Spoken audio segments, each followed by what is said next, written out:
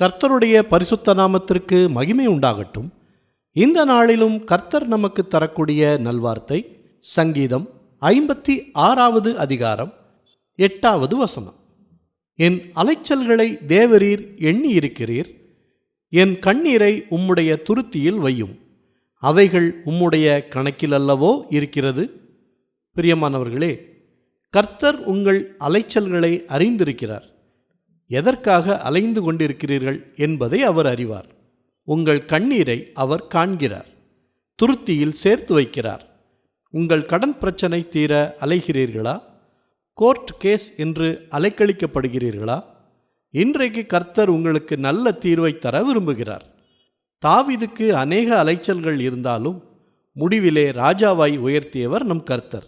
அதனால் கவலைப்படாதீங்க, கர்த்தர் உங்களையும் உயர்த்துவார். ஜெபிப்போமா. நல்ல தகப்பனே, இந்த நல்வார்த்தையை தந்ததற்காக நன்றி செலுத்துகிறோம்.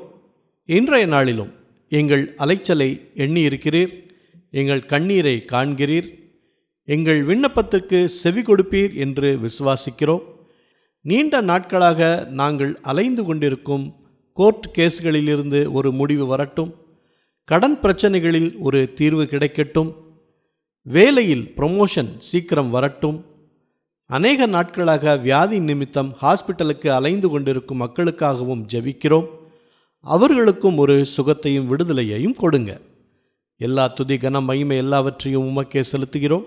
இயேசு கிறிஸ்துவின் நாமத்தில் ஜெபிக்கிறோம் பிதாவே, ஆமேன் ஆமேன். இந்த நல்வார்த்தையை மற்றவர்களுக்கும் பகிருங்கள். மற்றவர்களுக்கும் கர்த்தருடைய ஆசீர்வாதம் கிடைக்கட்டும்.